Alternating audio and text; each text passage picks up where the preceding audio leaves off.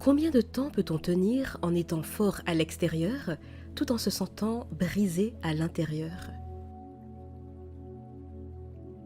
Combien de temps avant que le masque ne devienne trop lourd à porter? Être un homme aujourd'hui, pour beaucoup, ressemble à une performance permanente, une posture, une image à maintenir. Coûte que coûte, il faut tenir, avancer, assurer, donner l'impression que tout va bien, même quand à l'intérieur, quelque chose s'effrite. Et le plus troublant, c'est que cette souffrance est souvent invisible, parce que l'homme moderne sait parfaitement fonctionner. Il travaille, il paie ses factures, il remplit ses rôles, il coche les cases, mais fonctionner, ce n'est pas vivre.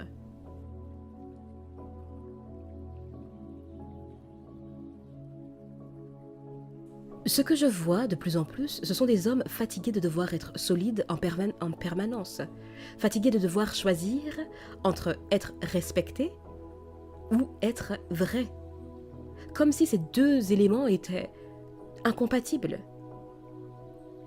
On leur a appris très tôt que montrer leurs failles était dangereux, qu'un homme qui doute perd de la valeur, qu'un homme qui pleure perd de la crédibilité, qu'un homme qui exprime sa confusion devient suspect. Alors ils apprennent à encaisser, à compartimenter, à serrer les dents, et extérieurement, tout semble tenir. Mais à l'intérieur, c'est souvent un champ de bataille silencieux.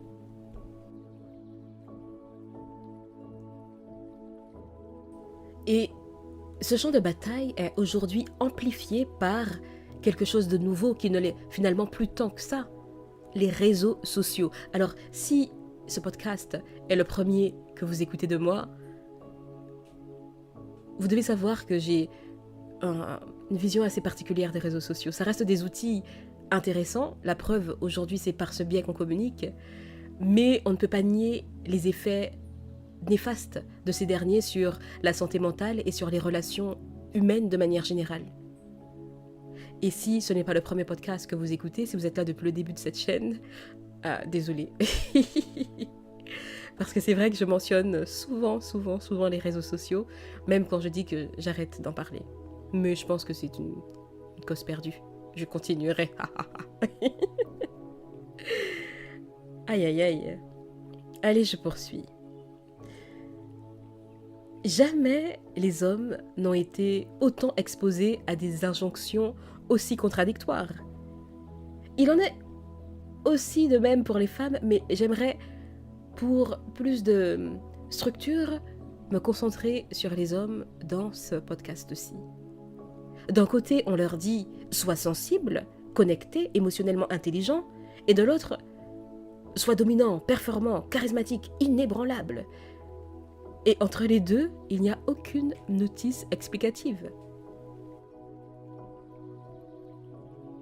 Aucun mode d'emploi. Sur les réseaux, les modèles masculins sont caricaturaux au possible. Soit l'homme ultra performant, sûr de lui, riche, musclé, entouré, soit l'homme déconstruit, presque sommé de s'excuser d'exister, quoi. Et si vous ne vous retrouvez dans aucun des deux, vous avez l'impression d'être à côté de la plaque. Ce que beaucoup d'hommes ressentent sans toujours réussir à le formuler, c'est une perte de repère. Avant, les rôles étaient rigides, mais clairs. Aujourd'hui, ils sont flous, mouvants et souvent contradictoires. Et ça, c'est pareil pour les femmes, mais je m'efforce de rester concentrée sur le masculin, sur cette vidéo, enfin ce podcast. Ajoutez à cela la guéguerre permanente, la guerre des sexes, la guerre homme-femme, une guerre entretenue par certains discours en ligne, qui sont malheureusement très nombreux.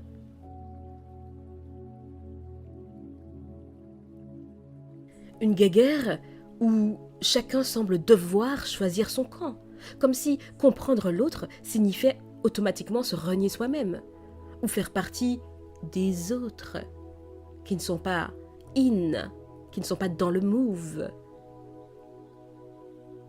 Vous savez, oui, vous savez sûrement, les algorithmes adorent la polarisation. Plus c'est conflictuel, plus ça engage. Alors on simplifie, on oppose les hommes contre les femmes, les dominants contre les victimes, les coupables contre les innocents. Mais la réalité psychologique est beaucoup plus nuancée. La vie est beaucoup plus nuancée. La majorité des hommes ne se sentent ni oppresseurs ni privilégiés, en tout cas de ceux que je rencontre, en tout cas de ceux avec qui j'échange. Ni tout-puissants, ni privilégiés, ni oppresseurs. Ils se sentent souvent perdus, inadaptés, sous pression, et souvent ce sont des personnes qui veulent bien faire et qui se mettent à suivre au mieux des discours qui parfois sont contradictoires et à la fin naturellement qu'ils sont perdus.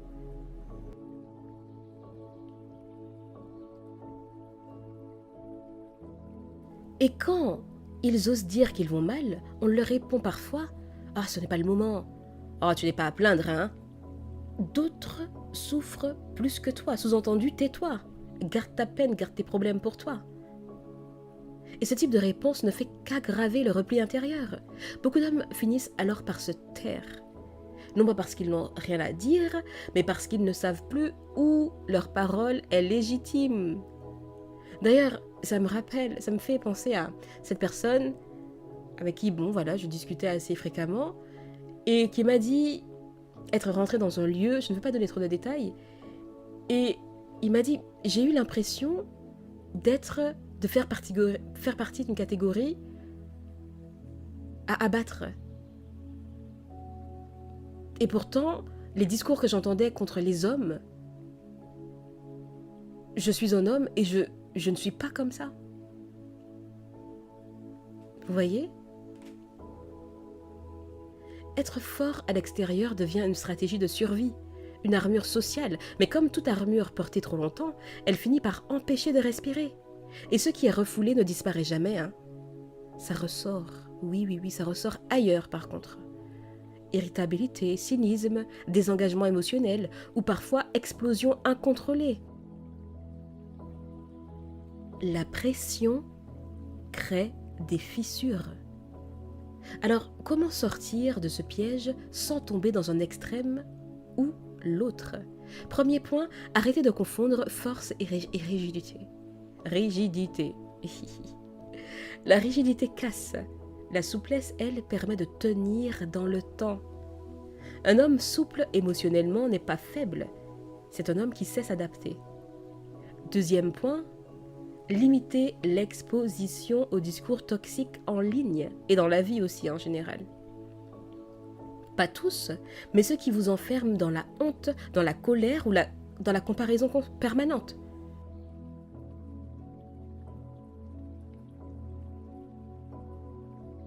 Votre système nerveux n'est pas fait pour encaisser des injonctions contradictoires en continu. Troisième point, recréer du réel. Les réseaux donnent l'illusion du lien, mais ils nourrissent rarement l'intimité. D'ailleurs, chaque fois que j'ai fait des pauses sur les réseaux, ça s'est vérifié. Dans la vraie vie, les personnes avec qui j'échange régulièrement, ou même si ce n'est pas régulièrement, mais avec qui j'ai un réel lien, souvent ce ne sont pas vraiment des gens qui sont sur les réseaux, hein, ou que j'avais dans mes réseaux, dans mes contacts, dans mes amis.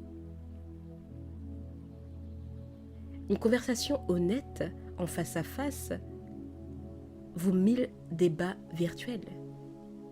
Quatrième point, acceptez que vous n'ayez pas toutes les réponses.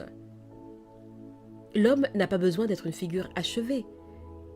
Il a besoin d'être en chemin, d'être dans le mouvement et surtout sortir de la logique de guerre.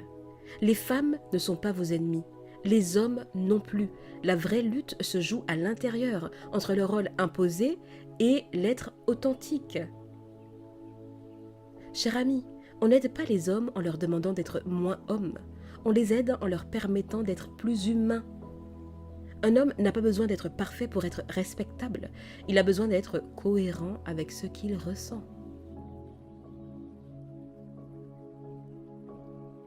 Si vous vous sentez brisé à l'intérieur, ce n'est pas un échec. C'est un signal, quelque chose en vous qui demande à être entendu, pas corrigé. La guérison ne consiste pas à devenir invulnérable. Elle consiste à déposer l'armure quand elle n'est plus nécessaire. Quand elle n'est plus nécessaire. Parce que oui, parfois dans la vie, il faut reprendre l'armure et se faire entendre. Et peut-être que le vrai courage, aujourd'hui, ce n'est pas de tenir coûte que coûte. C'est d'oser dire, là, j'ai besoin d'ajuster. Être un homme aujourd'hui n'est pas simple, je vous l'accorde. Mais ça peut devenir plus juste, plus vivant et surtout moins solitaire, à condition d'arrêter de jouer un rôle qui vous éloigne de vous-même. Vous n'êtes pas cassé, cher ami, vous êtes en transition. Merci d'être là. Si vous voulez découvrir de nouveaux podcasts, pensez à me faire un petit coucou en commentaire et à vous abonner. Je vous dis à bientôt et d'ici là, prenez soin de vous.